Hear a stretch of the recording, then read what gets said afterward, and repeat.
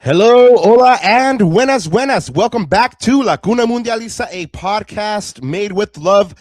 The group stage is over and done with, and the round of 32 is underway, and boy, is it providing some moments. Along the way, there we witnessed the host take care of business and make the next round. We were treated to the Miracle of New Jersey and saw other surprises take place across the tournament. We'll be joined by Altitude Sports Management's Stefan Harin, Eddie from News Across the Galaxy, and Dave Orona from LA is Our House, who will be here to share with us what it was like being at these matches and what they saw on the ground. Plus, the Galaxy are starting to make moves, or are they? All of that and more coming up on tonight's episode of La Cuna Galaxiana. I'm one of your co-hosts, sick for the evening, so excuse the raspy voice and the sniffles. I will do my best, and hopefully I don't annoy you along the way with my just sickness, overall general sickness. And I'm relying on my co-host, Ananda Kirana, to go ahead and help me out today. And then speaking of my co-host, as usual, he is here right next to me, El Yerno Guapo, y El Tano Perdido, and most importantly, El Papito de Natita. Anandita, Kirana, we're through the group stage, man. Oh, man. Just let me start with this. What a day of soccer. I feel like the tournament has officially begun today. What a slew of games today.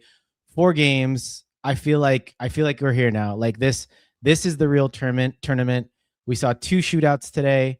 An upset for the ages. Papa, maybe those guys weren't as good as we thought we were, right? And you guys showed them that in New York just this past week. But we'll get to that a little bit later with Stefan for sure. But yeah, man, I feel like the tournament's here, and man, am I here for it. It was an amazing day of footy. If you were even just the casual, right? So much drama, so much happening. Really, really good competitive games too, in my opinion. And yeah, man, can't wait to talk to these guys about a few of those games and catch everyone up, because there's been a lot going on for sure. Yeah, there definitely has. And like Ananda said, we have wonderful guests to tell us about the games today. If you're here for the first time, we want to say thank you for stopping by and checking us out. We do appreciate it. If you're one of the Cuneros from way back on day one, or we've picked you up along the way, thank you guys for stopping by. We do appreciate it. It is much appreciated every single time you're here. We couldn't do this without you. Keep helping us build to 900. We're almost there. If you got something to ask one of the gents, go ahead and hit up those super chats. You know what to do, y'all. Get that off your mind, and just go ahead and hit up the super chats and ask them. And of course, you can find us on all the socials at La Cuna Galaxiana. Check out that back catalog. We've had some great guests. We've had Evan from LA in a minute. We've also had Marcelo Balboa, USMNT national team legend and former national team captain, and then our good friend Carlos Romero, and who is probably celebrating on cloud 9 Canada win. What happened? On absolute cloud 9. Yeah, celebrating the Canada win right now, right? But yeah, check out the back catalog. There's a lot of good guests in there. And of course, we have Los Ñaños from La 593 that were on to talk to us about the World Cup as seen through Ecuadorian eyes as well. And speaking of Ñaños, I really do got to take a moment and call out Los Ñaños from 1-2 Threads. They were nice enough to bless me with some drip. I'm not sure if you guys are going to be able to see it, but we have a very, very fresh Ecuador shirt That's nice. put out by 1-2 Threads right here. I will be wearing this proudly anywhere and everywhere, as many times as it can make it into the wash, because this one is fire. So shout out to the Nyanos from 1-2 Threads for hooking that up. Shout out Julio, Jamie. You guys are always doing the Lord's work. Gracias. Los Angeles, there are some fan zone events happening this week. You need to know where they're at. From 7-2 to 7-5, that'll be at the Hanson Dam Lake. That's going to be awesome because you can go ahead and stretch out in the water, watch some games. You'll also probably run into one of our guests for this series, a Mundialista series, Evan from LA in a minute. He'll be there. So check out the back catalog where he tells you pretty much how much of an awesome event this is going to be. The 4th of July is going down at Magic Johnson Park.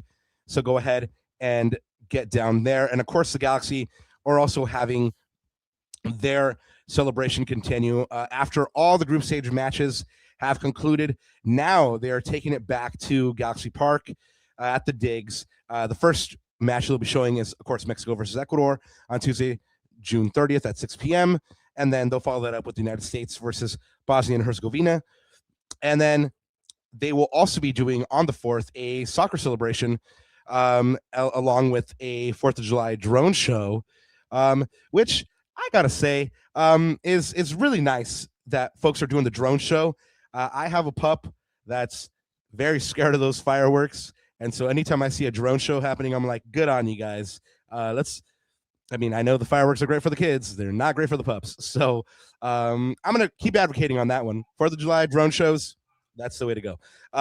Anyway, guys, Common Space Brewery is also showing the games on 6/28, 7/1, and 7/3. So go ahead and pull up there. On the Galaxy side, Ananda, we finally have some Galaxy news coming out.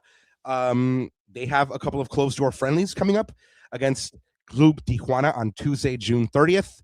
And then they will also face off against El Salvador on Friday, July 3rd. And that's all leading up to their big friendly coming up against Club America on July 11th at 7:30.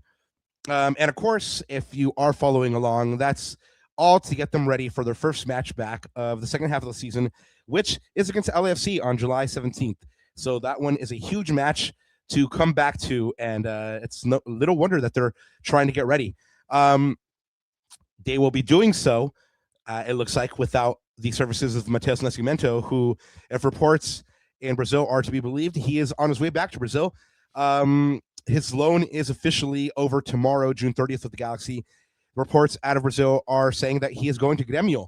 Grêmio themselves are denying this, but there are reports that Botafogo and Grêmio had a deal in which they will be covering a significant portion of a debt that they owe Grêmio with by giving them Nascimento, basically. So even though Grêmio is denying, these rumors are still coming out of Brazil.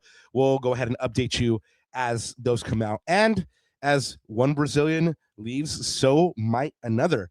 Gabriel Pecchi, once thought of as being potentially the biggest outgoing transfer potentially that MLS could ever have. Well, it looks like that's not going to happen because according to Cesar Luis Merlo, Bahia has entered the race for Gabriel Pecchi, and they've made a bid. Although we've heard from our colleague, Corner of the Galaxy, Josh Gessman, that no offer has yet come in from Bahia. The reports are that a $16 million offer has been made or will be made imminently for Gabriel Pecchi.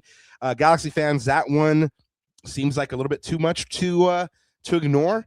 Or you tell me, Galaxy fans, let us know if you think this is a significant enough fee for Gabriel Pecchi. Let us know. Would you take that 16 million? Yes or no?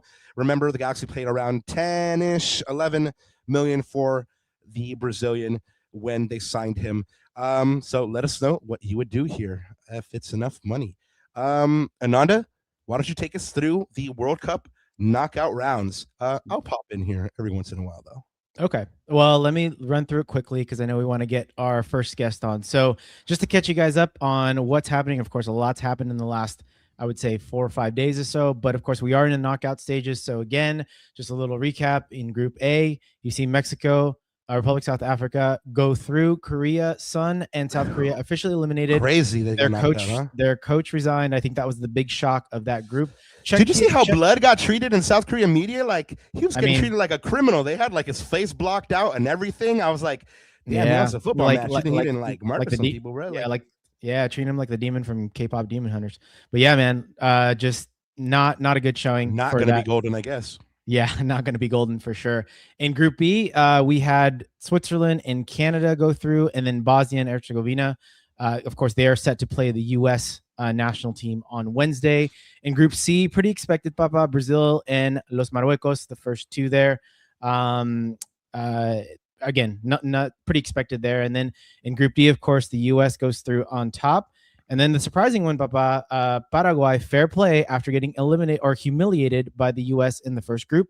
They come back and qualify in third place at 4 points. We might talk about them a little bit later.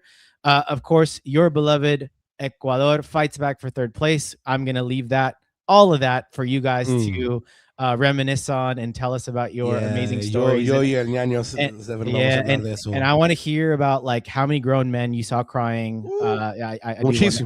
Exactly. So, but no surprises. Germany and Ivory Coast go through there.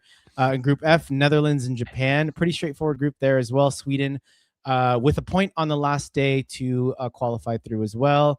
Group G, for me personally, no surprises here. Belgium and Egypt go through. Iran and New Zealand eliminated in that one. And then Group H, of course, España goes through with a clean sheet, Papa, in all three games. Very, very solid defensive record. The surprise here, though, of course, Cabo Verde. Well, two surprises. Cabo Verde advances in second place, in second place, even though 3 points. And Uruguay, the big surprise there, Marcelo Bielsa.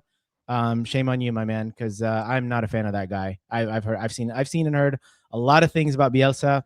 Not a fan. Yeah, me too, man. But I got to pick up my Vuzinho jersey for sure from Cabo Verde, man. Yeah, shout out to those guys. That's one of the great stories of this World Cup so far.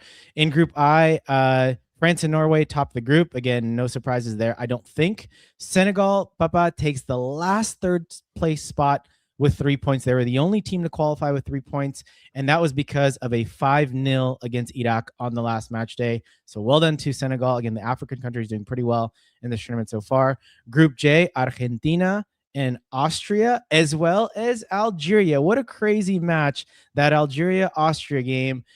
Both teams needed a point basically to go through, both of them, and that went into extra time. I think there was a little bit of controversy with the referee. A little extra time, but it got the goal to see Algeria through, as well as Austria in Group J. And then the last two groups, Papa, just to round it out, Group K, Colombia and Portugal as the first two. But congrats to the DR Congo of making history. Again, this is the farthest now that they've been in this tournament. So shout out to them. Again, African countries doing fairly well in this tournament. And lastly, and lastly, another African country makes it through in third place. That's Ghana. Of course, topped by the group with England and Croatia. And then a CONCACAF team, Panama, is eliminated. So just to go through the results so far, because we are in the round 32. So I'm going to take you through the last couple of days of round of 32 matches. So far we have Canada 1, Republic of South Africa 0. Of course, we got a shout out. Friend of the show, Caroline Romero, who's doing the coverage out there. That was in SoFi. Shout out to Canada for making history, going through the round of 16. Of course, Ellie on loan midfielder to LAFC, Stefan Eustachio, with a volley in the 90th minute. Baba, you know me and my stats. I love my stats. So just a couple interesting stats for this one. Eustachio is the third active MLS player to score a goal in knockout round match at the FIFA World Cup, joining our beloved Landon Donovan and Brian McBride. Canada is the first team in FIFA World Cup history to score a second half stoppage time winner for their first ever knockout stage victory. And the coach, the gaffer, Jesse Marsh, is the second American coach to win a knockout round match in the FIFA World Cup, joining, you should know this guy by now, Bruce Arena, of course, in 2002. So well done to the Canadians. That looked like a raucous, really, really good atmosphere there. And then we're going to the next match. Brazil, 2-1 contra Japón. Man, this was a really good game, Baba. I don't know if you caught any of this, but Brazil comes back late in the second half with 2 goals, of course, by Arsenal man, maybe not anymore, but we'll see. Maybe his transfer fee went up by 15 million. Gabriel Martinelli, who scores in injury time. Again, another. Yeah, but you got to remember, former Manchester United man gets the equalizer. Yeah. We'll let that one slide. But again, just another heartbreak for this Japanese team. This Japan team has been really building over the last few cycles, and this is another heartbreak for them. But again, you're going against Brazil. That's a tough matchup, especially this early in the tournament. So again, a tough one for Japan. And then Papa, the upset special of the day. Upset alert. Paraguay, Papa. We did it first. Paraguay, CONMEBOL, wins in penalties after a 1-1 tie. In regulation. Again, I'll give you guys your shine. Hold on, hold your sources. We got the Ecuador segment coming up soon, Papa. Don't get too excited. But yeah, so they pull out the upset. Ya lo sé que estás orgulloso. Estás muy orgulloso de tu país, pero quédate. All right. So, soon. Yes. So the last one, I didn't pull up the graphic because it wasn't up yet, but of course we know the Netherlands unfortunately eliminated on pens. Again, this one also goes to a penalty shootout. I thought this was the best matchup in the round of 32.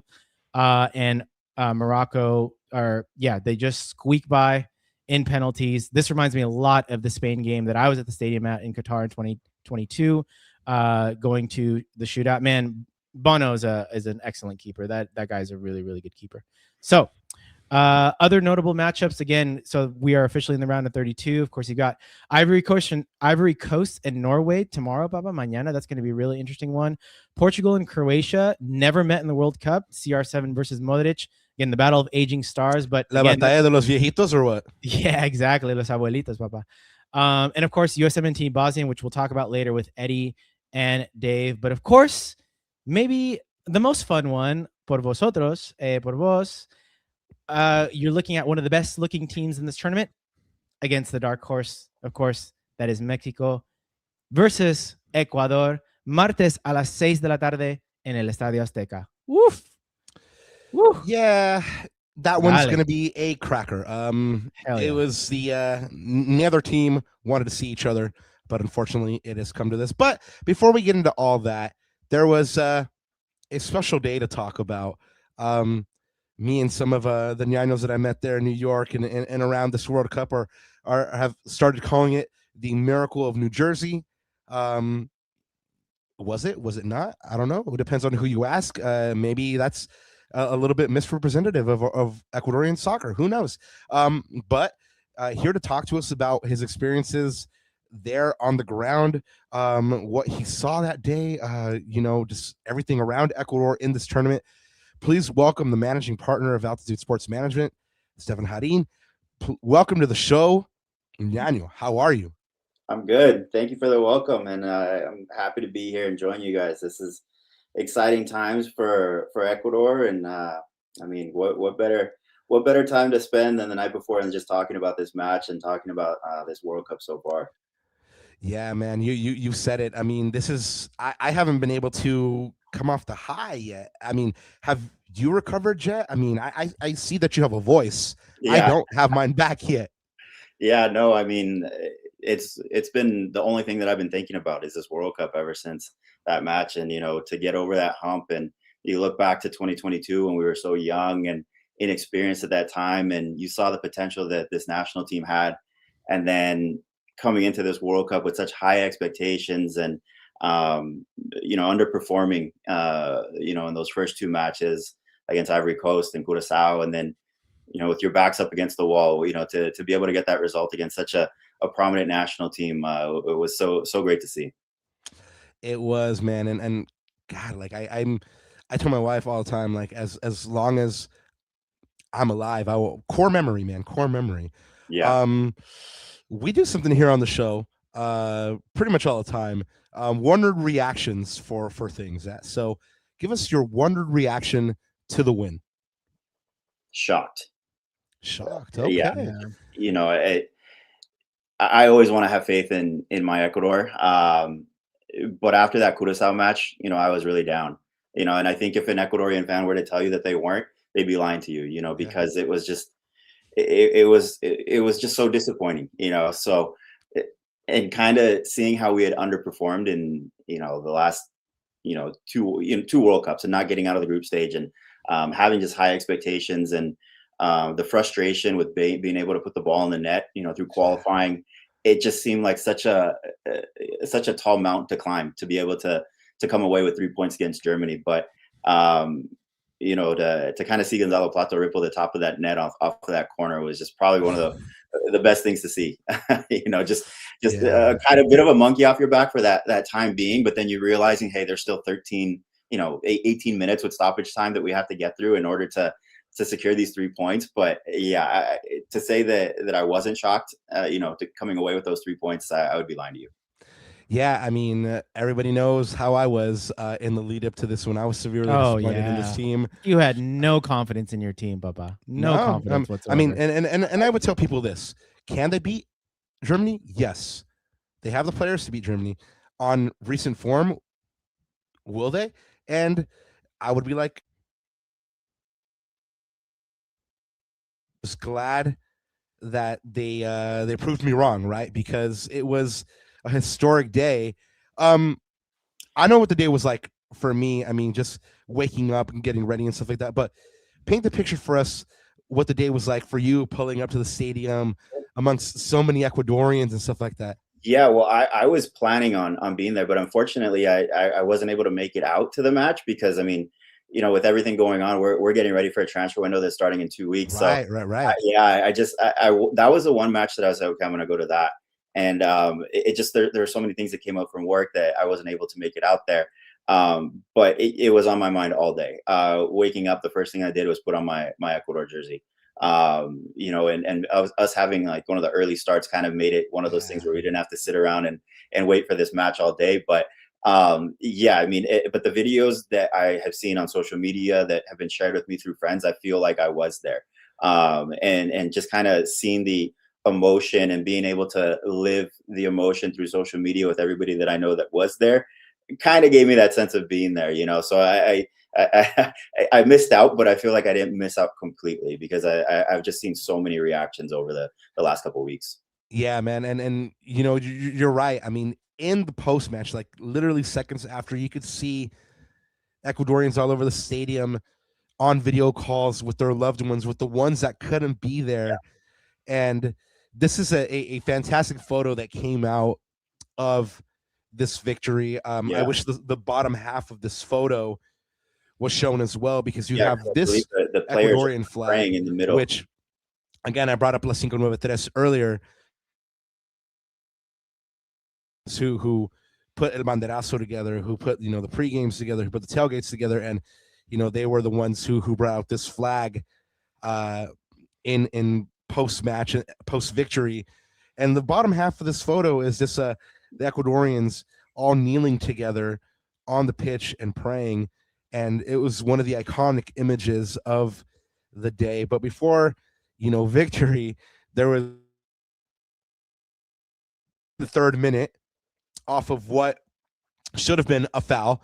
And it's kind of a shambles really early. I mean, if Ecuadorians went into the match feeling kind of, shaken on confidence, in the 3rd minute definitely shook them. What were you thinking as Germany scores in that 3rd minute? Yeah, it was one of those just killing. It was just a emotion of just like doubt, just because, I mean, it felt like nothing was going our way in those first 3 matches. I mean, in those first 2 matches, Ivory Coast hits us on a counter in the 89th minute. What should have been a point that we take away from that match, we now, we dropped that point. 15 shots on net in the Curaçao match. Valencia having opportunities that he could bury that he didn't. It got to that point where it's like, okay, nothing is going to go our way this tournament. But being able to kind of see them respond right away was extremely encouraging. Yeah, man. That's when that man Angulo drives it down. And I love his quote about him just feeling like he was on the playground or in el barrio jugando. And he just drives through the heart of the German defense to go ahead and tie it up. Describe that first goal. Yo te voy a ser sincero. yo la agarré a mi esposa, and we started jumping up and down so much that she goes, me vas a votar, me vas a votar. And I was like, no, I got you. But she was like, me vas a votar, because we were like pretty high up. And so I was like, no, I got you. But I think I left like my body for a second, man. I'm not gonna lie. Like I felt like this strange sense of not being there, but being there. Like it was the weirdest feeling. And I mean, it was the first goal we were able to celebrate all tournament. Tell me what that was like for you. Yeah, like I said, just a big sense of relief right away that they were able to kind of battle back. And kind of seeing how Angulo had gone through, how he had performed at Sunderland when he went through that transfer earlier this year. I kind of had him I was kind of thinking that he might be the breakout guy for this tournament, because he brought a different dynamic to the attack that they just didn't really have throughout all of qualifying. And he was kind of he's basically a guy that's come onto the scene in the last 6 months with the national team. So seeing him rewarded with that goal in the first 10 minutes of that match, and just kind of getting us back level, really just kind of gave the team the momentum that they needed to just kind of really ease things. Because I feel that giving up that early goal on a goal to, like, giving up that early goal to Germany on what should not have been a goal, and if that would have kind of carried on for 25-30 minutes, it would have started to creep in and put some doubt into those players. So just extremely ecstatic. I think my neighbors probably all knew on my entire street that Ecuador scored at that minute if they weren't watching the match as well, because the scream that I let out, was probably one of the biggest ones that I've Primal. ever. Yeah. Well, yeah, just to get back level right away, just pure excitement and just a bit of relief. Was that the moment that you kind of felt like, hey, lo vamos a hacer, we're gonna F and do this, we're actually going to beat Germany? Or did that kind of like creep up on you as the game go on?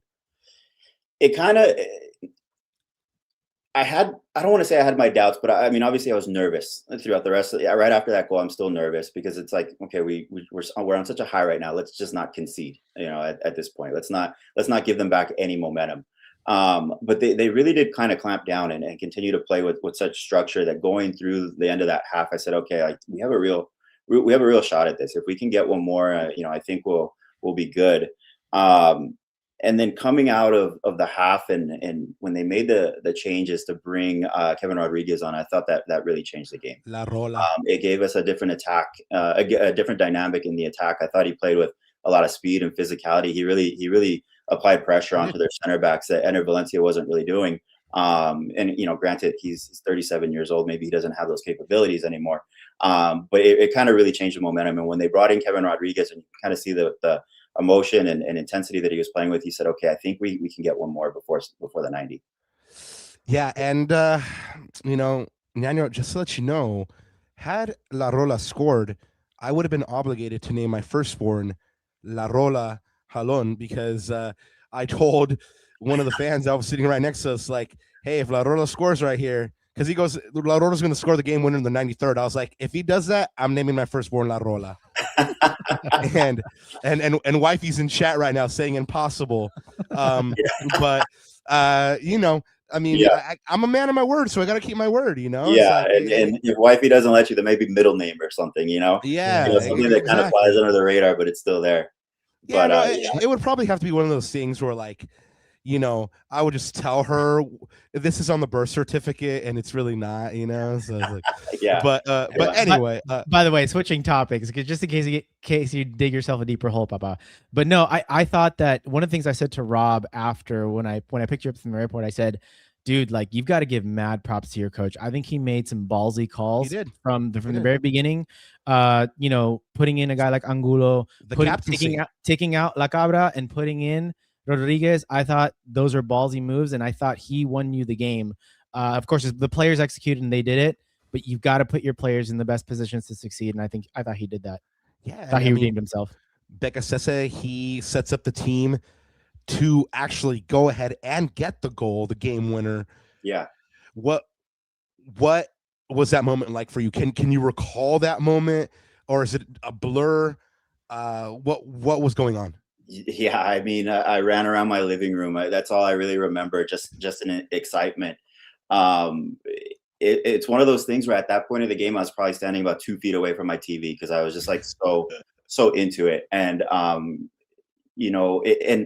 we scored that goal coming off of such a great scoring opportunity with Rodriguez, where I think you Right. know I think it was Yaboa fights for a loose ball, and Exactly. they get it to it, and, and Rodriguez gets a shot on net off the half volley, and it goes out, and we get that corner. And it's just something that happened off of that shot where it's like we have we have a lot of momentum right now. We need to kind of bury something in these next couple minutes, so that we're not really pressing in stoppage time or anything like that. So yeah, just that corner kick, kind of seeing La Rola come out, get his head on it, and just deflect it, and Plata just get a big toe on it and just set it to the top of the net. Like I said, I did laps around my living room, and I was just kind of screaming in excitement. So once again, the neighbors, if they weren't watching the game, they probably found out right there that Ecuador was winning. Right. They were like, okay, good. We're tuned in now. Yeah. But like you said earlier, there was after that goal, there was still work to be done, right? Yeah. Like Kobe said, job's not finished, right? So there was still, I believe, 17, 18 minutes plus injury time to go. They were the hardest 25 minutes plus for me Yeah. in football ever. When the final whistle finally blows, what is that moment like for you? Like, did you call somebody? Did you cry? What was happening in your life? Yeah, no, it was sheer, like it was sheer excitement, and then it was also a bit of relief, because being fortunate enough to know a few of the guys on that national team, I know how much it really means to them, and I know how much pressure they were coming off of after that Curaçao match. I mean, to the point where the players weren't even talking to the media just because they were so scrutinized on social media. Nothing that they could do was right. They couldn't answer a question right. So you knew that the type of pressure that these guys were under. So yeah, just the sheer excitement and, like I said, relief, and knowing that we finally got out of the group stage and we're going on to the knockout round was just the best part of it. It was, ma'am. And it was we have El Ñaño Yamurtado up in chat. What's up, Papa? Gusto de verlo, como siempre. Hey, man, I've said this to a bunch of people. It was, and especially because Ecuadorian culture is like so like no se debe llorar and stuff like that, right? Pero vi a tantos hombres llorando ese día, bro. Like, myself included. I mean, people know that like I'm a big crier. Like I watch a puppy movie and I cry, right? But that day, like, it was, how could you not, man? It was like just the outpouring of emotion from Ecuadorians everywhere, hugging each other, people that didn't know each other, going up and hugging and just laughing with each other. It was an amazing moment. I like I said, it was a core memory. And I think seeing the sense of relief on the players after that final whistle, and just kind of seeing every one of them drop to their knees, and a lot of the guys are very religious. All of the guys are very religious, and just first thing they do is jumping into prayers. Kind of going to their knees and praying and being thankful for that opportunity. But then also seeing Becasecas just run in, and first thing he did was hug his family. I don't know if you saw, but there was a video that went viral after the Curaçao match where there were a lot of people that were yelling at him as he was walking back into the tunnel, and his family was defending him. So knowing the pressure that he was under, and kind of seeing the relief, and him kind of being rewarded for, like you guys said, making the right moves and putting Ecuador in the best position to win that match was great to see. Yeah, Becasese, I mean, for all that he was criticized, y lo criticaron duro, le dieron palo, myself included. He set Ecuador up to win this match. Yeah, I mean, he earned his money, he earned his contract, he earned his bacon, all in that one moment. And he made possible El Milagro de New Jersey. And honestly, we'll always have Becasese to thank for that, and the players to thank for that. And like you said, Ñaño, these players are very conscious of the fact that all their gifts come from the Most High, and it was beautiful to see them come together and recognize that. What now for you? I mean, you've been you've been working in and around Ecuadorian football for years. You know a lot of these players. Where does this night rank for you among the greatest moments you've experienced in Ecuadorian football? easily would have been number one had I been there. But I mean, just in general, it's up there. I mean, I think the stuff that we've been able to experience, me and my partners, and through our agency, with Ecuadorian football, and kind of seeing the rise of it over the last 15 years in general, but seeing a really distinct rise in the national team over the last half decade. It's definitely top three. I mean, there's been some other stuff that we've done. I mean, being able to experience qualifiers with my grandfather is up there as well, just because he's such a special person. But then, just like I said, seeing the national team rewarded when there was so much pressure on them is just, it's one of the best moments I've been able to experience with Ecuadorian football. Yeah, I mean, se me puso chinita la piel. Yeah. Hey, but Rob, I want to know. So chat's already getting it. I'm sure you'll get to it with Stefan, but Yes, I want to know what you guys I think like about. discussion. I want to know what you guys think about this matchup against Mexico, man. There's so much. I've seen how the Mexican media has been talking about Ecuador. I'm sure you guys have seen those floating around, but yeah, man, that is going to be a really, really fun match as a neutral for me to watch. Yeah. Seven. What changes do you predict for tomorrow? Man, I mean, I don't think they're going to change anything in the starting 11. If there was one change that they would make, I think it would be Kevin Rodriguez starting over Ender Valencia, just because of the way that he played off of the bench in that last match against Germany. But it's a difficult matchup, just because being in Mexico City, it's at altitude, and I know everybody talks about Quito being at altitude and it being an easier adjustment, but in Ecuador, all of these players are playing in Europe now, so the altitude, they're not playing in Quito year round, so the altitude does have an effect on them now at this stage of their careers. So it's going to be all hands on deck. They're going to have to be very strategic with their substitutions, whether it's in attack, whether it's in defense. So it's going to be interesting to see what Becasecas does. But I think he's going to roll out the same starting 11 that he did against Germany.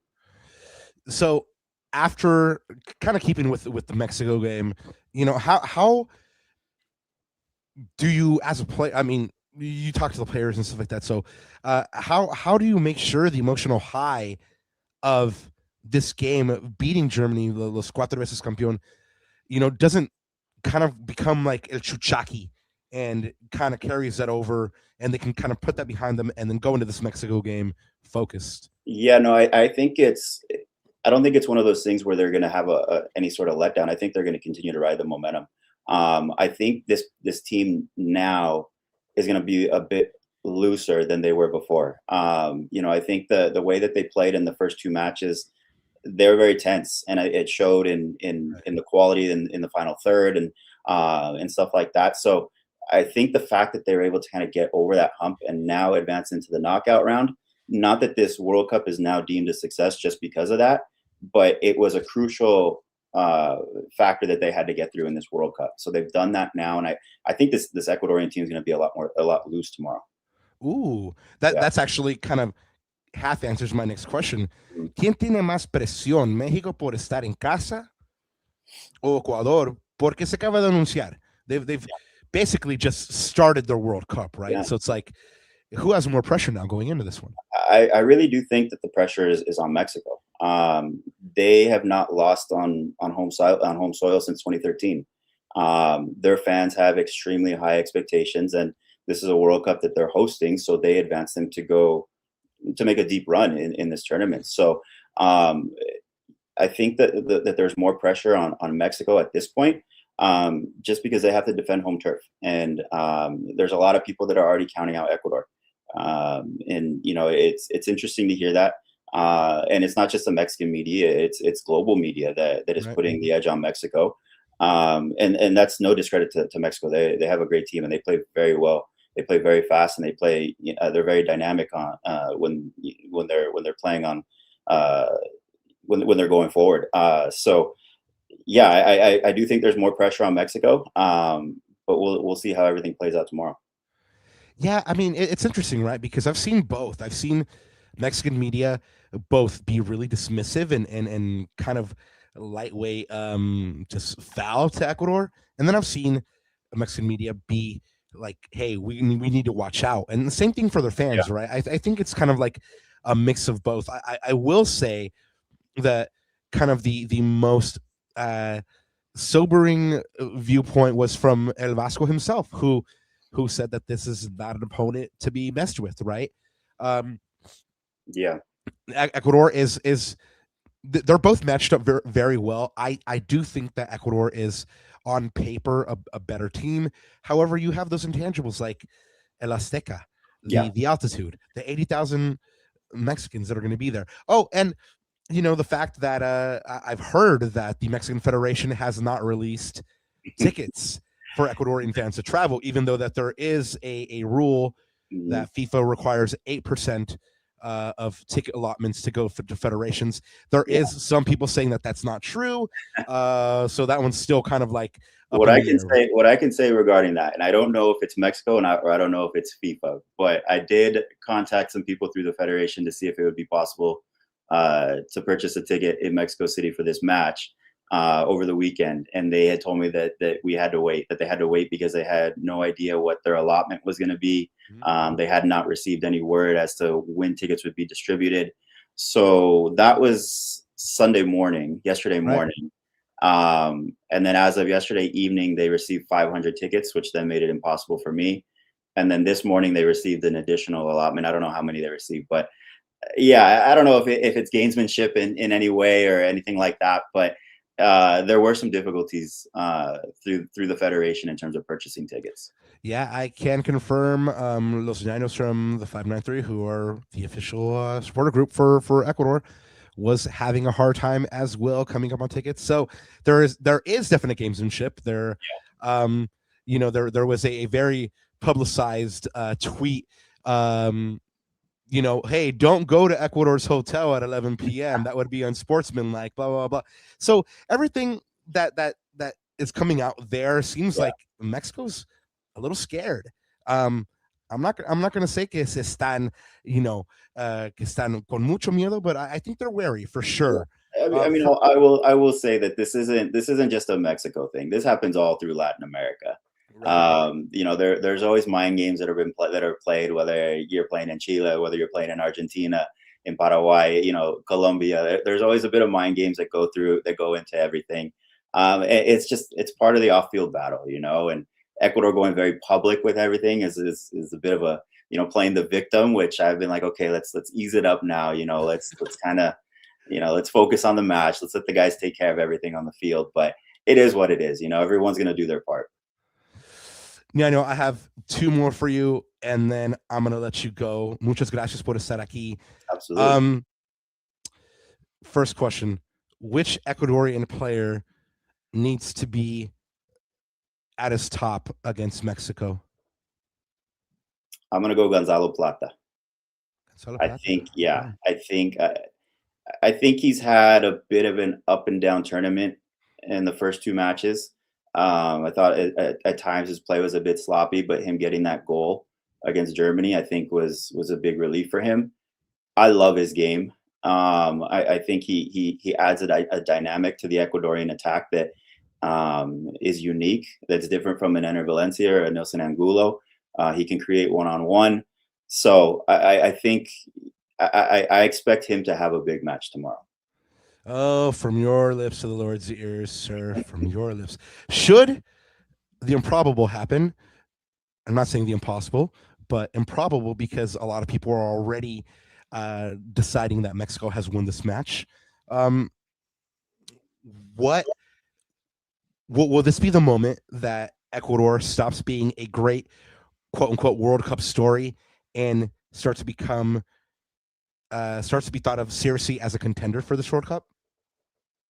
Yes, absolutely. I think when everything comes together, and I think Ecuador is at a very unique stage in qualifying. I think everybody made a lot about them not scoring goals, but when you look at everything that they went through qualifying, I mean, obviously starting with a 3-point deduction was just very difficult to overcome at the very beginning.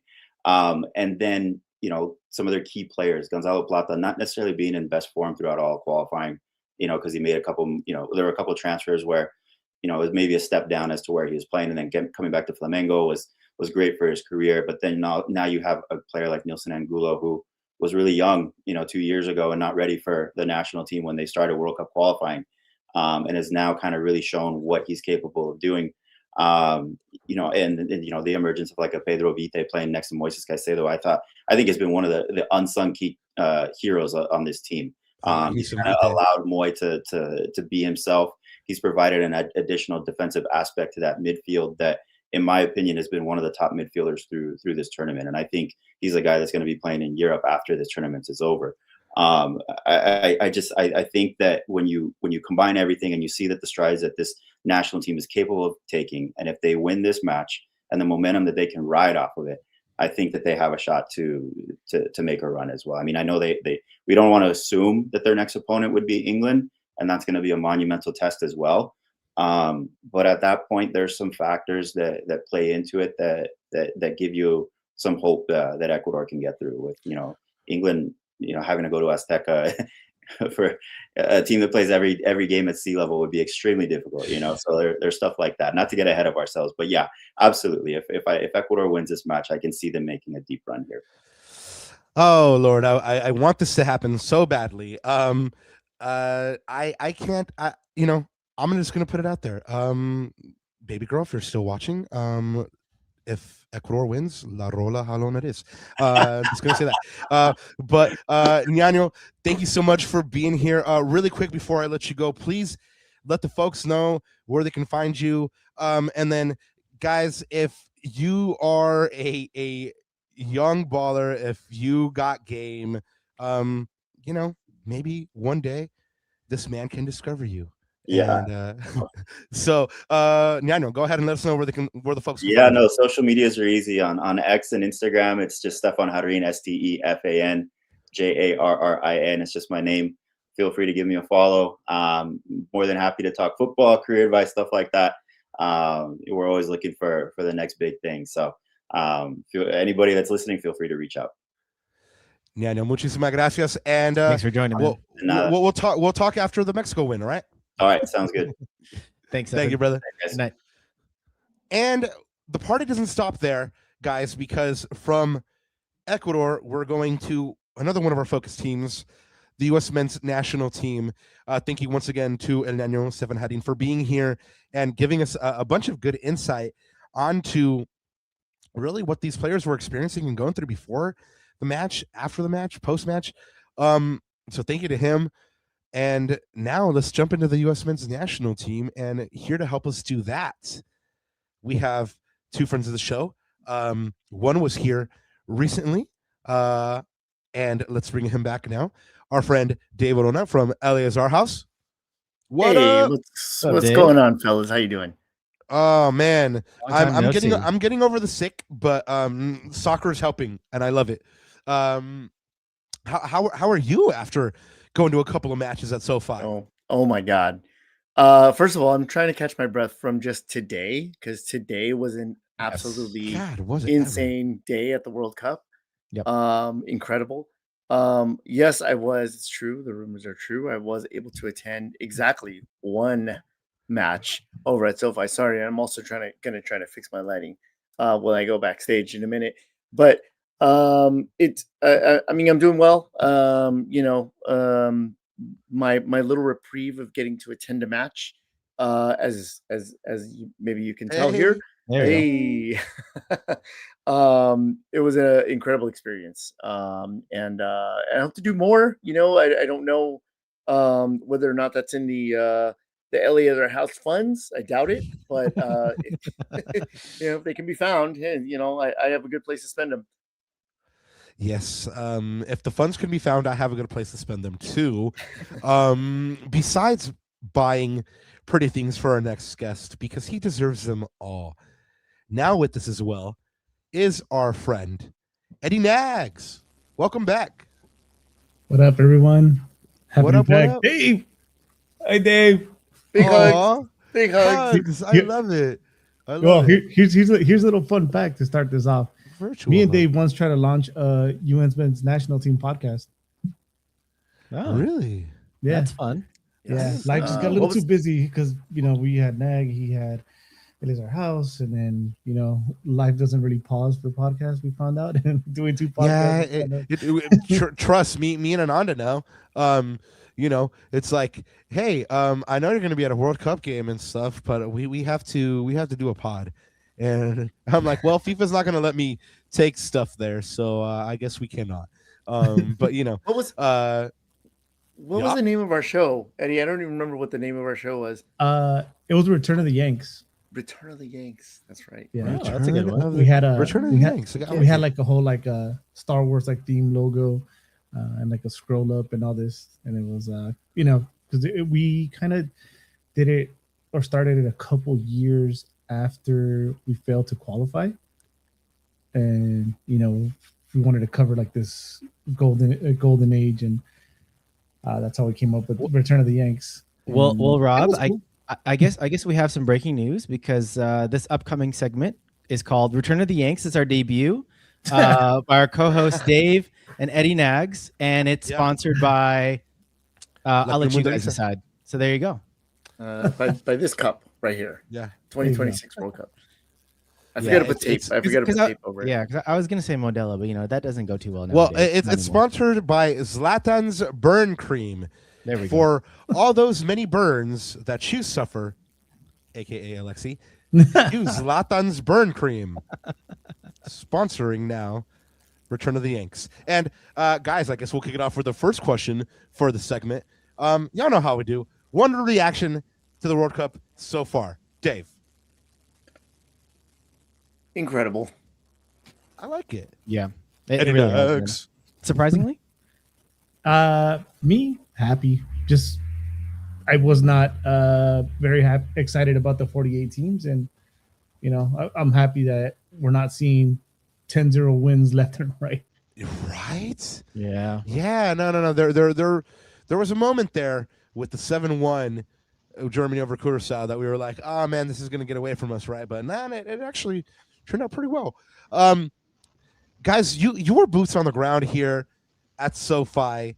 I actually went to one match at SoFi as well. It wasn't a U.S. match though, so I want to know what this atmosphere was like for the U.S. men's national teams matches, especially Eddie. I believe you were at the first one, yeah. Yeah.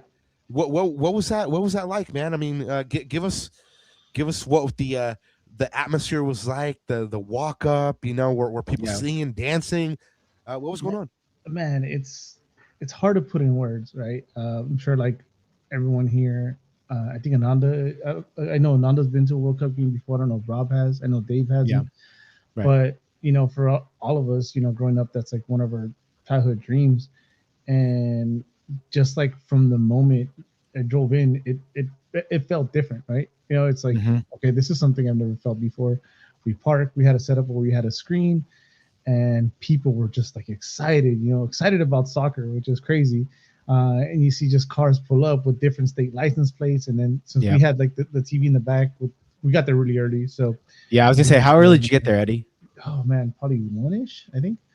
Where did you tailgate? Because you mentioned that you guys tailgated. Where was that? We parked. Oh man, it was pink. That's all I remember. And it was it was actually funny. It was close to where Target and Pollo Campero is. How do I know that? With the excitement and everything, it's like I hadn't eaten, or nobody really has eaten.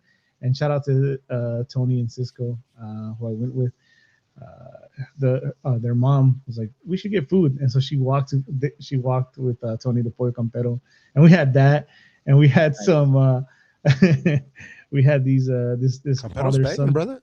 Yeah, no, and we had this father son duo next to us who were attending the first game from San Diego, a couple of white dudes, and they were just vibing, partying with us. So we gave them their first taste of Pollo Campero. It was just like that. Yeah, it was like that. Like, what are these? Is this spices? Like, what? Yeah. It tastes like more than salt Spanish and pepper. Out of nowhere. Like, is that garlic salt? Oh shit. Oh man. But so after a while, we decided to walk where American Outlaws were. And as soon as we got there, the march starts. Like we literally get there. We're walking next to this guy. It was kind of hard to find. And then this guy, we see a guy with the US 94 jersey. He has the Outlaws thing. So it's like, you guys looking for Outlaws? Is this way? And it's like, oh, the march is like at 5 or something like that. And it was like 4:30. So we're already like, oh, okay, cool. Let's get in there. Let's mingle. But as soon as we get there, like 30 minutes early, they start marching. And again, childhood dream. I was expecting to feel a certain way. As soon as the march started, boom, the waterworks. I was like, oh crap, I'm here. It got real. And that's awesome. and yeah, dude. And anyone that's been a US fan, especially like in LA, you can never imagine like being with so many US fans, being with passionate US fans who actually care, right? I don't think they're all here in LA, right? They're all traveling. So that alone was just something special. And the march, we did the whole march. It was awesome. Going into the stadium. So I've been lucky enough to do other big events. And like for me as a big nerd, one of the other big childhood dreams was WrestleMania, which happened to be at SoFi as well. Right. And that was one of the craziest atmospheres. Like, let's just say that was second to the World Cup, but the World Cup, it was like 100 times like more amazing than that. And yeah, it was insane. Everyone's like in a good mood. Everyone's high-fiving. Everyone was just, you got make eye contact with somebody and it's USA. Yeah. That's all that was happening the whole time. And man, as soon and again, the emotions, I went through the emotions. I was like, all right, cool, there it is. It happened. And I happened to score great seats. So I was by myself when I got to my seat. I was like, cool. And then the national anthem starts and it erupts again. Boom, freaking tears down my I was like, oh shit. It was something crazy. And I can, like, the atmosphere, I don't know, it's just hard to explain. It's hard to explain. It is. It's so surreal. If you haven't done it, it's Rob. like, Rob just said it. Rob, you just said it a second ago. It was like that was for the goal, but it's almost like you had an out of body experience, right? Yeah. Like Dave, when for your game, I think you were with your family, right? I can't remember. Yeah. But like, what was the most? This is pre-match now, before the first ball was kicked. What was the most memorable thing? I mean, Eddie had a couple of like just breakdown moments, right? Just like in pure emotion, but like, what was the thing that stuck out to you as you remember heading into that game? Being from LA, being here, being a USMNT fan, constantly just wanting the US to play a meaningful match against a opponent that wasn't like from Eastern Europe or like, the one of the Nordic countries. Seeing them play in a World Cup, even though, I went to USA Turkey, so the game didn't matter, so it was just pure vibes. I think my favorite part, because for a moment it was just going to be me and my son, my youngest. And the moment I bought the tickets, I was like, I can't leave my other two family members behind. I have to bring my wife. I have to bring my oldest. Like, I can't not have this experience with all of them. Right. And so I spent an embarrassing amount of money to get in there. But we all, I would do it 10 out of 10. I would do it again. I think probably my favorite moment though is just walking into the Fan Fest, seeing, like Eddie said, like all of the passionate USMNT fans there, and just the vibe, the aura hit you of like, this is a World Cup game. This is not like a January camp friendly. This is not a playoff MLS match. You know what I mean? Like, it's not even like to the level of like an El Tráfico. It's so much more than that. It's so heightened. And on top of that, it was my very first time at SoFi Stadium. I have never been to SoFi Stadium ever before. So just seeing the impressiveness of the stadium, the sheer scale of the stadium. Yeah, most expensive stadium in the world. Incredible. I think pre-match, just as I was taking pictures, just I think looking back, seeing the smile that was on my own face, I haven't smiled like that in I don't know how long. Like even other people that have seen the picture since then, they were like, "Oh my god, you were."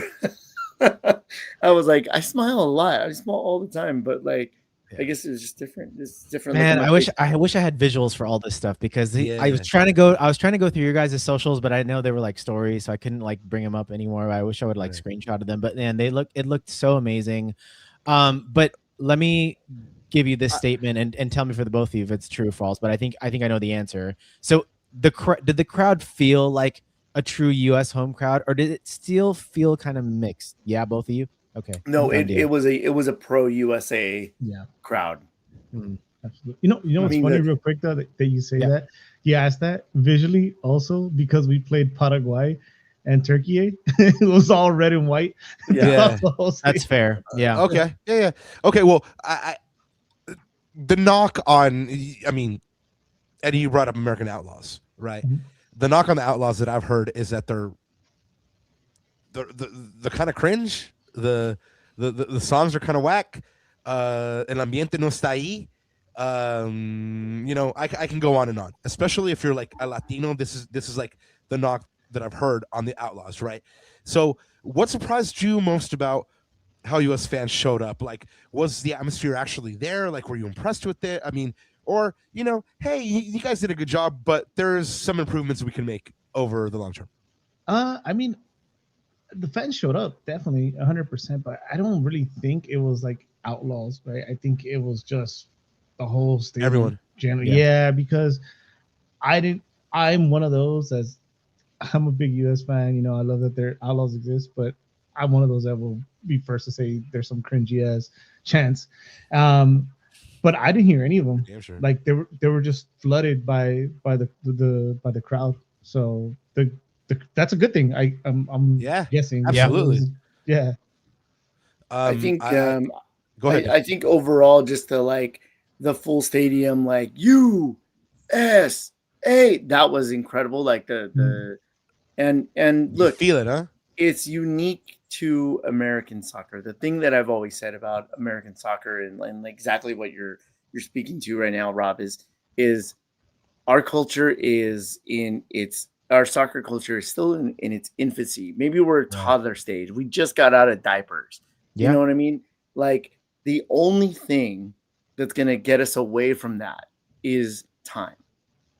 And time, we probably won't even see it in our lifetime of when we become a culture to the level of of Ecuador, of Paraguay. You know what I mean? I'm not even talking about like the vibe that like Mexico brings, the vibe Or that Argentina. Argentina brings. Yeah. You know what I mean? Like even Colombia, we're not there. We shouldn't expect to be there. And the fact that we're cringe, it's the growing pain part of it. But the only thing that we can do is just give it time, and Right. that's it. And forge And that this helps. authentic, you know. Yeah, Yeah. Culture. and like truly, like this event, this helps. This helps to bring that up. It helps to recognize, like, oh yeah, that is kind of cringe. We need to find things that are more like American, but also still, part of that soccer culture. And we're getting there.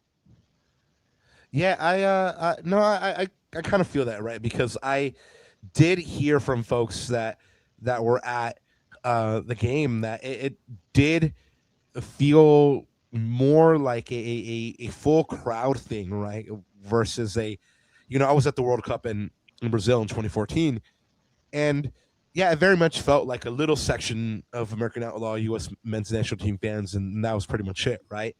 And it's really gratifying to see that the whole entire crowd was kind of getting at it. Dave, you talked about like that moment that you say what other moments, or what other things did people miss if they weren't there and they just saw the game on TV? Eddie, let's hit you guys up. Let's hit you first this time. Um, you know what? It's definitely an Americanized thing, but after experiencing it in person, the countdown is pretty cool. the kickoff, and Yeah. I enjoyed that. You know, once you're there, I'm like, it's like 10, I'm not giving in. 7, nah, I'm not giving in. 5. You know? So it was cool. I think that was something unique. Whether they do it at other World Cups or that's just an American thing, that's something in person that is way different than on TV. What about you, Dave? Maybe this will be cringe, but going arm in arm with other fans and especially your kid and singing John Denver Country Road, like unmatched. I'm going to stop you there. I'm going to stop you there because you had me up until fucking Country Roads. Like, dude, it's infectious. It's infectious. It is not. It is, and it's not even fucking representative of the United States. Like, I mean, like, there are so many better songs to represent the United States. Like, sure. I put out a tweet about this today. I got a lot of hate. I'm gonna stand by it. The song's whack, for me. But I didn't live that moment. You had me until Country Road. Rob, here's the thing: the song is whack. You're not wrong. You're not wrong. But when the whole other rest of the stadium is singing it, you join in. Yep. You join in. It's a moment. You get the echo. It's not Wonderwall. That's a little cringe too. If you're British, I mean, Wonderwall. Oh, there's lots of other songs that represent, the UK. Sure. Same thing, man. Rob, what are we supposed to sing? Are we gonna do Not Like Us? I don't know, but I feel like we could do better. Rob, you never been like at a bar or a concert or something, and then just Sweet Caroline is playing. And another you don't join in the song. No, another god awful song. It is. Don't Stop Believing. Country Roads, Sweet Caroline. Like all those songs are fucking terrible and should be taken off the sports playlist. But it's uniquely American, isn't it? I mean, you know, what do you want the White Stripes? No, I don't have the best answer for this one, but I really do got to say, like, we can retire all three of those songs and the world would be fine. Fun fact, Seven Nation Army used to be very fitting for the World Cup because in order to win the World Cup, you win 7 games. And but now with the new format, it doesn't. That they make eight Nation Army. Yeah, it doesn't really hit as much, right?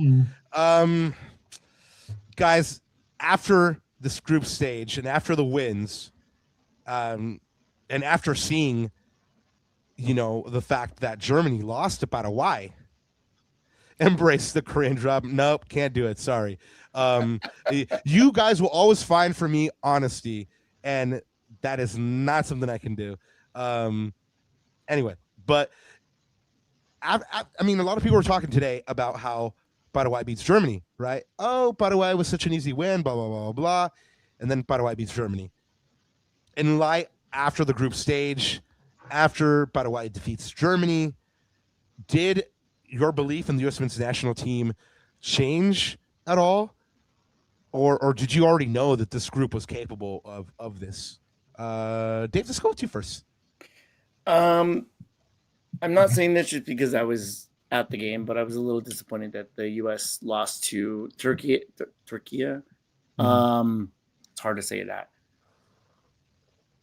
Not because Turkey did not perform in their other group games, and they were considered to be the hardest game of the group, but more so that the U.S.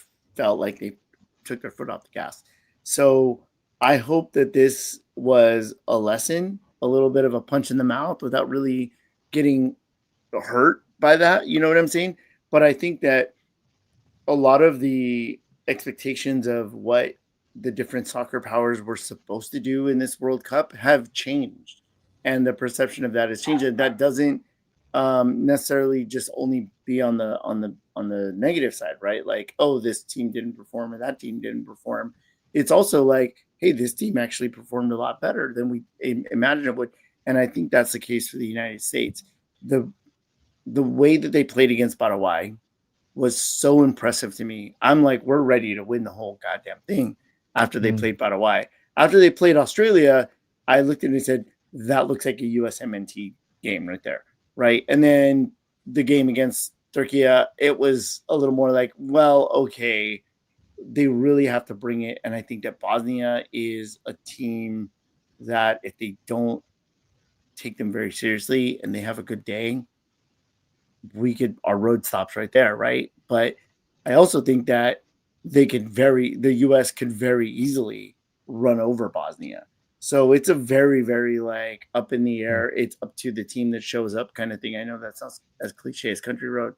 But it really is up to the team that shows up on game day. But it's overall, I think the team performance has met my expectations to this point, and I want to see them continue to meet my expectations because I expect them to reach the quarterfinal.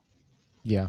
Well, I was gonna say before we take it back to Eddie. Eddie, did that Dave just talked about the Turkey game in particular? Did that game in particular change your level of belief about this team, or do you look at factors like rotation, maybe just like these are the players that are not going to be maybe finishing games? Did that affect your level of belief at all, or? No, not really. Like you mentioned, Turkey was supposed to be the strongest opponent there, and if you watch the other games that Turkey played, they maybe not dominant, right? Because you would expect them to win, but they weren't outplayed by any of the other teams. Right.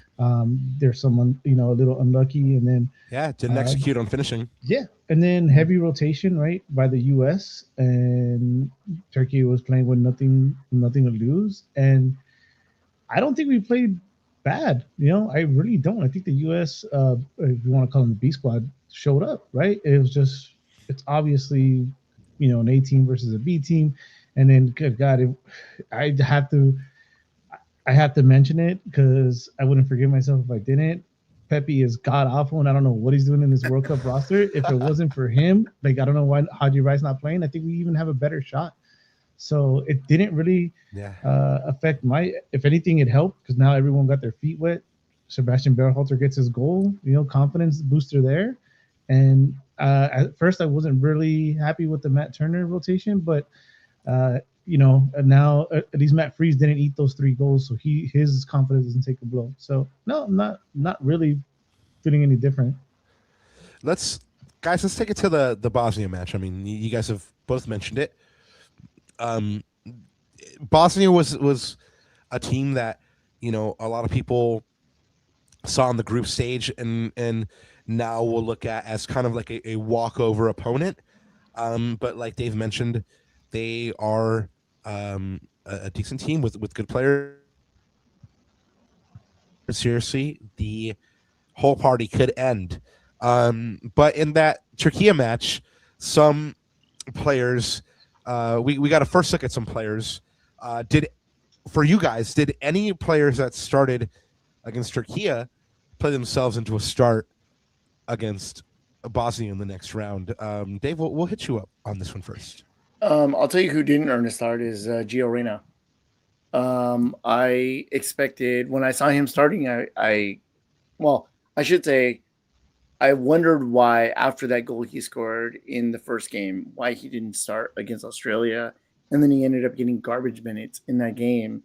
And so I was happy to see him start against Turkey. And I was like, oh, that's why he didn't start. I get it now. I thought that everybody who played and started that game fared good enough, good enough. I don't know what the right term there is. But I don't think that anybody like head and shoulders has convinced me that they should start in the next game. What about you, Don Eddie?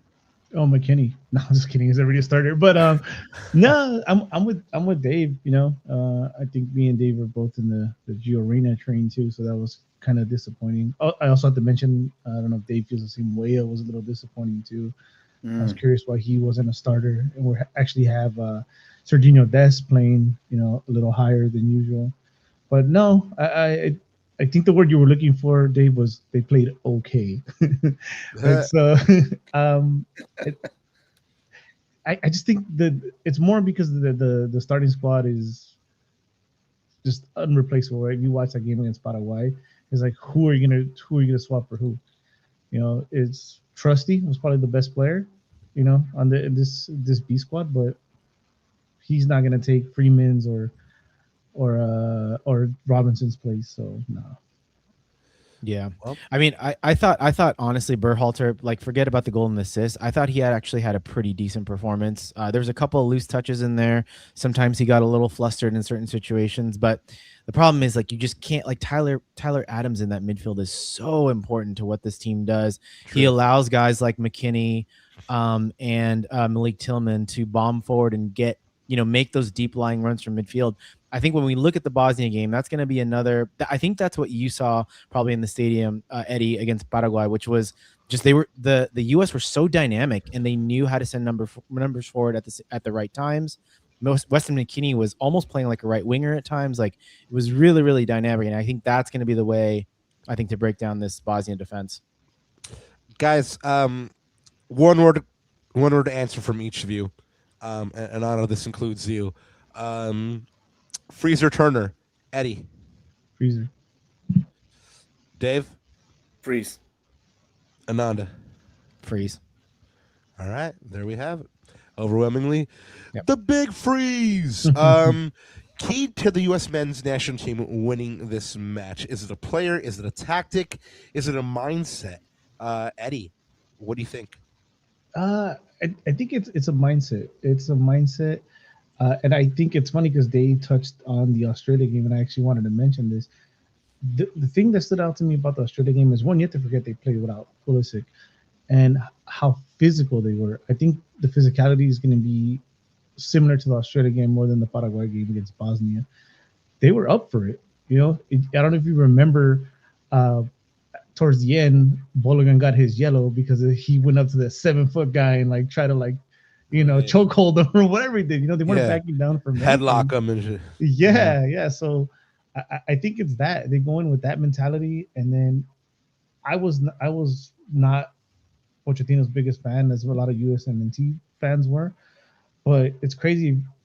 They released that HBO documentary, and you see how he is behind the scenes. And I'm like, I think I get it. I think I get it now, and that's what it's showing. So I think he's gonna have them ready.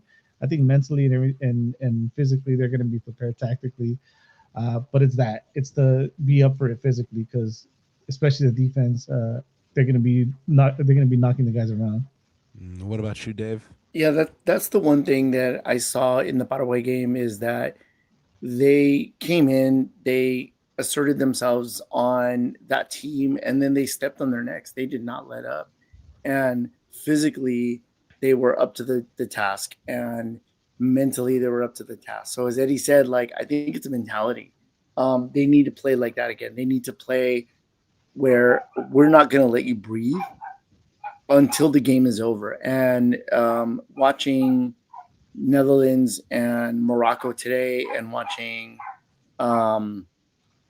the Germany game, the way that they made things uncomfortable for those teams, that's how the U.S. has to play. And that Paraguay game is like my number one, like, circle this match as the new bar for how this team should play, because they absolutely suffocated that team and never let them get into the game. And that's how they have to treat every match until their tournament is over.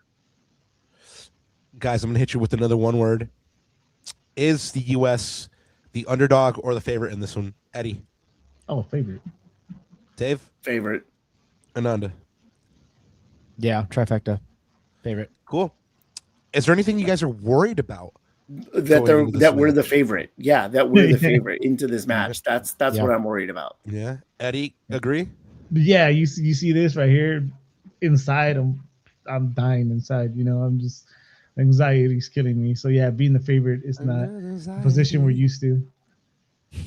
Yeah, man. I don't think it's very usual for the U.S. Women's national team to go into a match, or at least a knockout match, being the favorite. I mean, I've seen U.S. Women's national team fans be outright dismissive of Bosnia already. Yeah. I feel like I agree with you. I feel like that's folly. But then again, the U.S. did have a lights out group stage. Guys, should the U.S. win this Bosnia match, most likely opponent then would be Belgium. Not to go ahead and discount Senegal, who had a great last match of the tournament and is usually one of the better African sides. But let's go ahead and say that it is Belgium. First off, that's a rematch of one of the previous World Cups where the U.S. lost to Belgium. But does that give the U.S. the clearest path to the quarterfinal, guys? Is it quarterfinal or bust at that point, Eddie? Quarterfinal or bust, as in if we don't make it past Belgium or Senegal, it's a disappointment. No. I'm saying, like, if the U.S. can beat Bosnia, Mhm. at that point, is it quarterfinal or bust? Yeah, I think so. I think that should have been it going in. And for the record, Senegal is going to be Belgium. Ooh, all right. I like it. Ooh. Because Belgium's our bugaboo team. I don't want to play them. Yeah, no, they are a bugaboo team. I actually think that we match up against Belgium a little bit more than we match up against Senegal in this game, because Senegal will be more physical than Belgium, and they will hit us on the counter a little bit more than Belgium. Belgium is a build-up team. Lukaku has not been at his best. I mean, Lukaku with the World Cup is not good. And so I really do think that Senegal is a tougher matchup. That being said, when you think about the U.S. is playing at home, they have something that they've never had before, in that anywhere they play, they have a majority pro-U.S. crowd. The vibes are good. And the game is growing. The culture is growing, It's always been quarterfinal bust for me. The real question is, if you get past Belgium and Senegal, can you get past Croatia, Portugal, or Spain? Ooh, that is because in the words of Josie Altidore, cuidado. Yeah. and let's put this one out there. I had no idea that Altidore spoke Spanish. Yeah. He's playing Spain, right? Hold on. Yeah. He sent that text to his Spanish teammates from Villarreal back when they played him in the 2009 Confed Cup. That's crazy. Yeah, I didn't know he spoke Spanish and that well.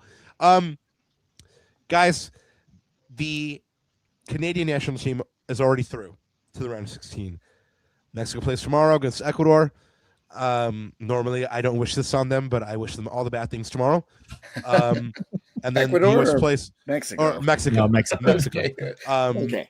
I have a lot of lovely friends that are Mexican. I love the culture, but tomorrow I wish only bad things. Give me Rob. Sorry, sidebar. Give me a quick cuisine that I need to eat for lunch tomorrow for Ecuador. Ooh, if you can find it, seco de pollo, and if you can find it, bolon. But yeah, man. I mean, Cebollado, bro. Yeah, and cebollado is for the morning after we celebrate the win. That's fair enough. Right. So okay. But I'm gonna look for him. But then we have the U.S. men's national team the next day against Bosnia. Right. Canada already through, with the two other host nations yet to play.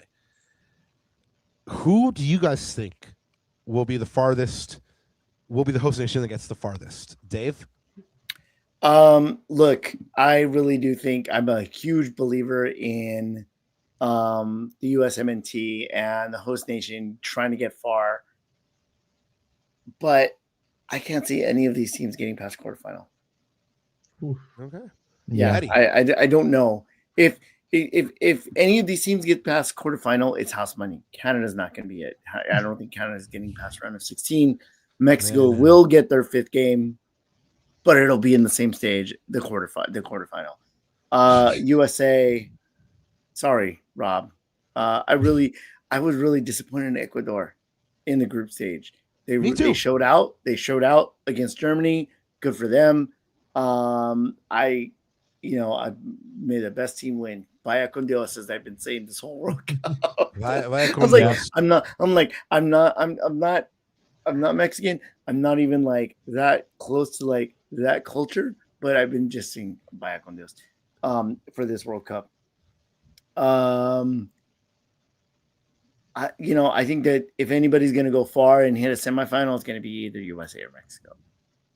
All right. Well, USA or Mexico for Dave. Eddie, sporting also U.S. men's national team stuff. And It's got to be the U.S., right, Eddie? Getting compliments in chat, looking sharp. I agree. What say you? I mean, this will take a minute. I think Canada's the first one out. Yeah. Mexico actually it's interesting, right? If you really look at that bracket, I think Ecuador actually is going to be a lot harder than people think. I think it's going to be a close game. Oh, for sure. Wouldn't be shocked if that's a shocker there, because Mexico, despite what Dave said, and then making it to the fifth game in the round of 16, it's still winning a group stage game. I'm sorry, a knockout game, right? So they're going to feel that pressure as well. And if anybody, it can get kind of close to the what's called elevation and pollution and all that. It's going to be Ecuador. Yeah. And I'm actually a big England fan too. I think England is really going to struggle on Azteca, because I looked it up. I was like, wonder where they're playing. They're playing in Atlanta next. That's mostly closed. So all of a sudden, you're going to get there and you're going to breathe in all this smog, and you're going to see this big ass open Azteca. Mexico has an opportunity there to make it to a round of 8. And as far as the U.S., honestly, it's not quarterfinal or bust. To me, it's semi or bust. It's wow. I think we've already talked about, I'm starting to feel like a fucking Clipper fan, dude.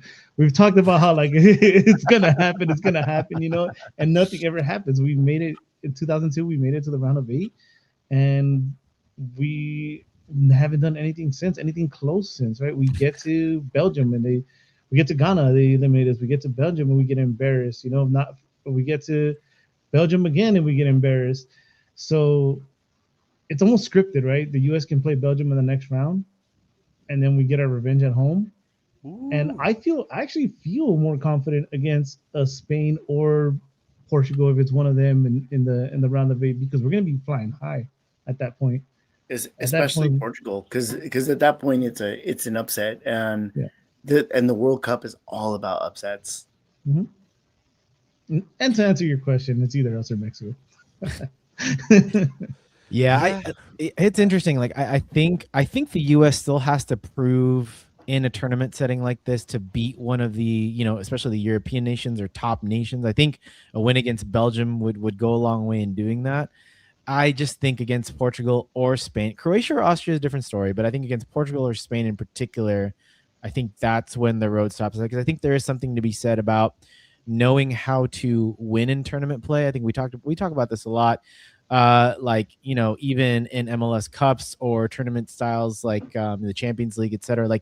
There is a muscle memory that needs to be sort of created, right, into winning close games, especially if it goes down to a PK situation.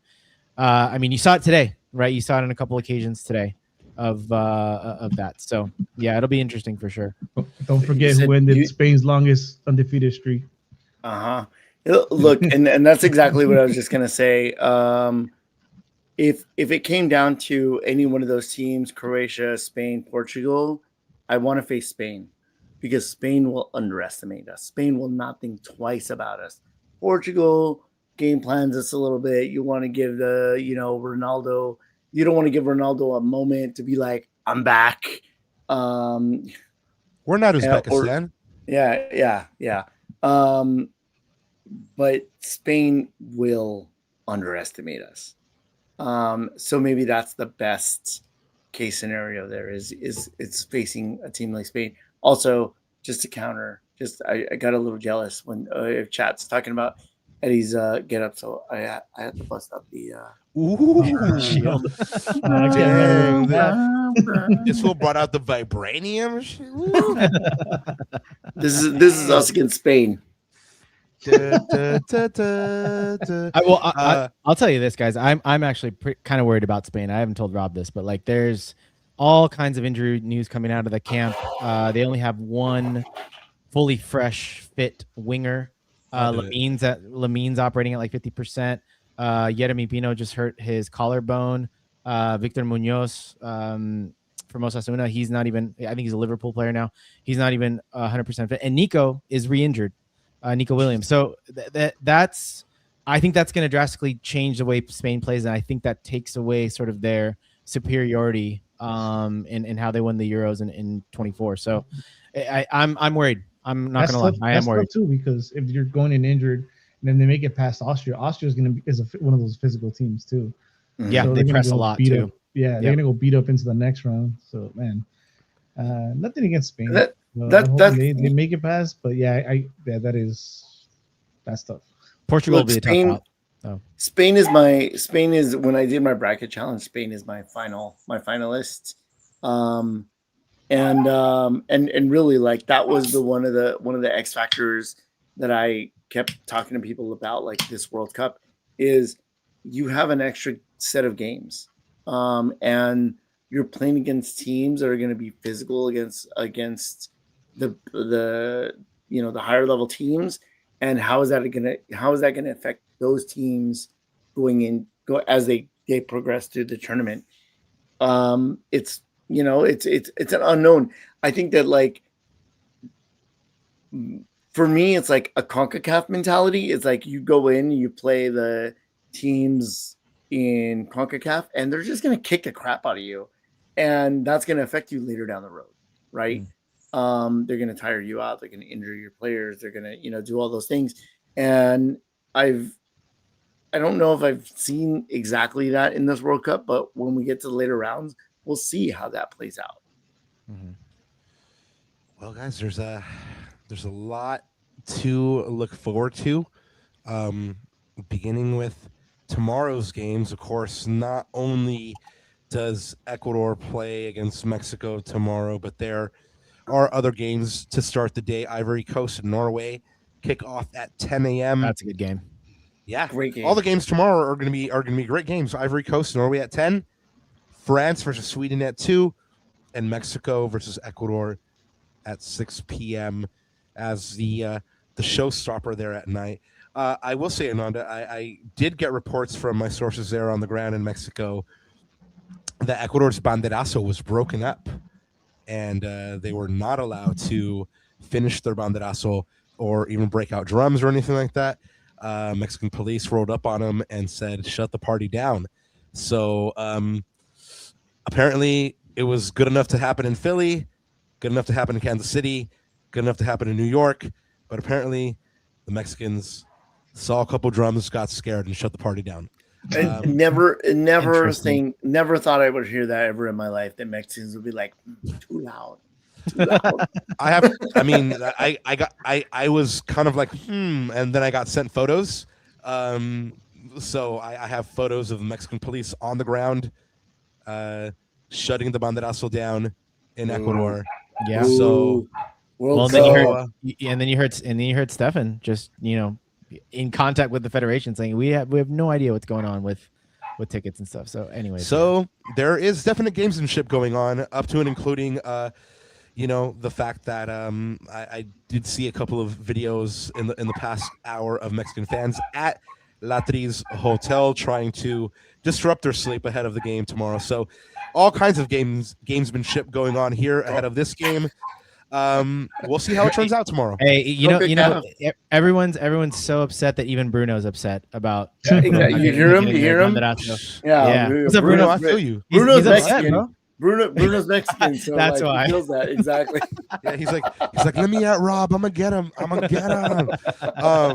Guys, it's going down tomorrow. 3 more games tomorrow, and 3 more games after that, the day after that. So, guys, we are in for a fantastic 4th of July weekend where we are given the best soccer on earth and I cannot wait. But it all Yeah. kicks off tomorrow at 10 a.m.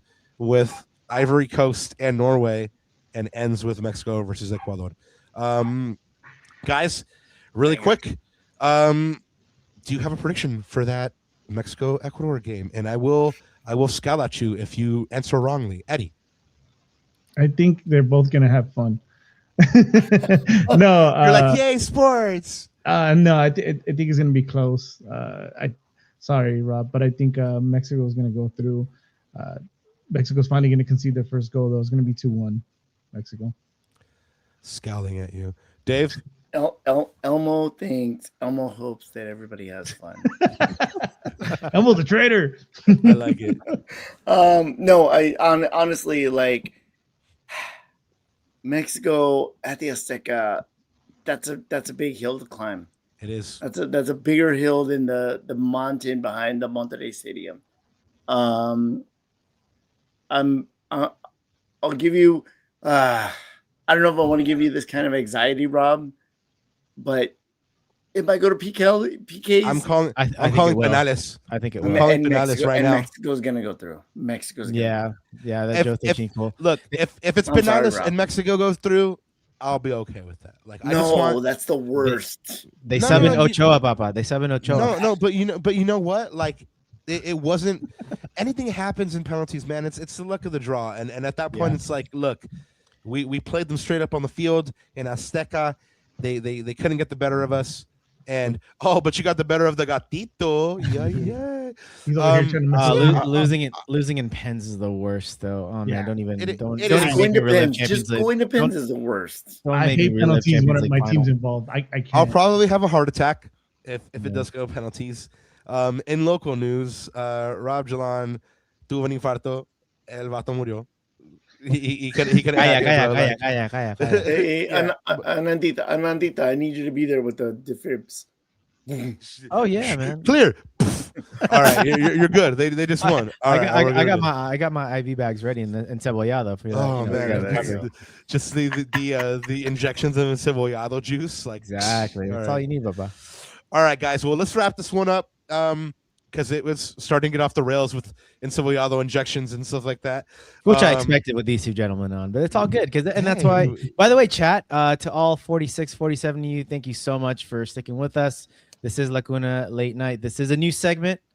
Return of the Yanks, right? Return of the Yanks. Starring Dave and Return of the Yanks. All right, I just recorded that. Was that the theme song? Because it should have been. Oh my God. It can be whatever you want it to be, Papa. That was a running joke, though. I think we would say it every episode. Yeah, I'll go ahead and record the theme song for you guys if you guys ever bust it. Guys, Tony, Ecuador does play in high elevation. We did mention that, but like our Ñaño Seven Harin, who was here a little bit earlier, talked about, a lot of these Ecuadorian players now play in Europe and outside of Quito, outside of elevation. So it's not going to be as much of a kind of like an even playing field. Do you really believe that, though? Because that would be the same case with Mexico players. I mean, there's got to be some kind of, I don't know if you would call it muscle memory, right? That there is pretty quickly, because Mexico's kind of in the same boat. There is, and normally I would say that yes, Mexico's in the same boat. However, the Ecuadorian players in this group left Ecuador much earlier. Like they've all, like, especially the Independiente del Valle players, they left Ecuador much younger. Like Moises left at like 12 or 13. So they're not really used to playing at altitude anymore. I will say that they probably can get reacclimated way quicker because they've done it before. But yeah, I don't think it's the people going, oh, Ecuador has played at altitude, like that's not an advantage for Mexico. I don't think that's entirely accurate. I think Mexico does have a little bit of the advantage there. And if not the altitude, certainly the smog. Yeah. I think more so the smog and just like getting through that burn sensation in your lungs with the smog. I will say though that there's not the dry with smog. Nobody has the advantage unless they left altitude less than 2 weeks ago, because if it's been more than 2 weeks, the body doesn't matter. If it's 10 years or or 3 months. It doesn't matter. The body doesn't deal with that well. But look, I think that the advantage that Mexico has is they're playing in Mexico. They have the fans. That Even if crowd, they're man, playing, yeah. even if they're playing in SoFi, they still have the Still. support. Look, if Yeah. Mexico played on Mars, they would still have Mexicans there. Like it would be insane. Like, you know what I mean? Like I sent my friend something that said like if Mexicans would watch a snail race if they found out that snail was from Mexico. All Like day. the support Yeah. comes. Yeah. You know what I Yeah. mean? And I think that with Ecuador, Enner Valencia has to like he has to show up, right? Has he shown up in this World Cup for you, Rob? No, Not at all. he hasn't. So, but you know, that's why like if like for me, Baba, like I told you last time, I think Kelvin needs to start or Kevin needs to start, and I think Enner needs to Rola? come off. I think Rojalon? I think Enner needs to come off the bench and redeem himself, and I think that's the best place. He can't play 90 minutes in those legs. No more. He needs Ooh. to come off the bench, and Maybe, and God willing, this is the story. not against Mexico, Mexico- especially in altitude. Yeah, well, God willing, this is the story. 1-1 Ecuador, Mexico, 85th minute. Enner comes on, scores the game winner, and then at that point, it's Enner Valencia Jalon. There you go. Yeah. There you go. And that's where we leave you, Mike. first child, Enner. Yeah. Hey, come here, Enner. Come on. Anyway, that's what we'll leave you guys before wifey decides that I've just been talking too much nonsense and She'll cuts off cancel my us, internet for for the sure. night. Yeah. Yeah, exactly. We weren't canceled by the crowd. We were canceled by the wives. But anyway, guys, Eddie, Dave, we were so happy to have you guys back on and have you share your experiences with us at the USMNT national team. Yeah, And not talk about the Galaxy for a second. We will do that in 18 days now. So Yeah. we'll just wait a while. We talked a little Galaxy today, but Yeah, as the Galaxy ramps up, so too will we. But go ahead and keep it locked here for more World Cup, La Cuna Mundialista. Oh, make sure to try to bring you everything as the tournament progresses. And I think there's only one thing left to say, right, Ananda? Well, yeah. Before Dave and Eddie can tell the folks where people can find them and stalk them and do all that good stuff. My bad. Yes, that's a good idea. Yeah. Who goes first? I'll go first. Bueller? First. Yeah. Find me enjoying the World Cup, man. This has been There we go. way Yeah. better than I expected. Again, I had no hope with the 48 teams, but surpassed any expectations. And I'm gonna start my new handle here at Dave. You gotta show me love. Yeah. He gets it. And Dave, where folks find you? We are at Eleazar House. We did have a penalty show that did cover the group stage of the World Cup. We'll probably be back at the end of the World Cup. But find us Eleazar House, eleazarhouse.com, all of the podcasts. You got to show me love. Baby, if you want me, I'm at the World Cup. Exactly. There we go. You got to show me love. All right, guys, we're so happy we got to show you some love tonight, and you guys got to show us some love. Thank you so much for being here and watching the show. Thank you to our guests of the evening, Dave from Eleazar House, Eddie Nags, and Seven Harin, managing partner of Altitude Sports Management. Lovely conversations with all of you guys. Thank you so much for being here for another episode of La Cuna Mundialista. Like I said, we'll be back with you next week on Monday to bring you more World Cup action. And until then, there's only one thing left to say, right, Ananda? Is there? I'm interested to hear this one. Yeah. Vamos, Ecuador!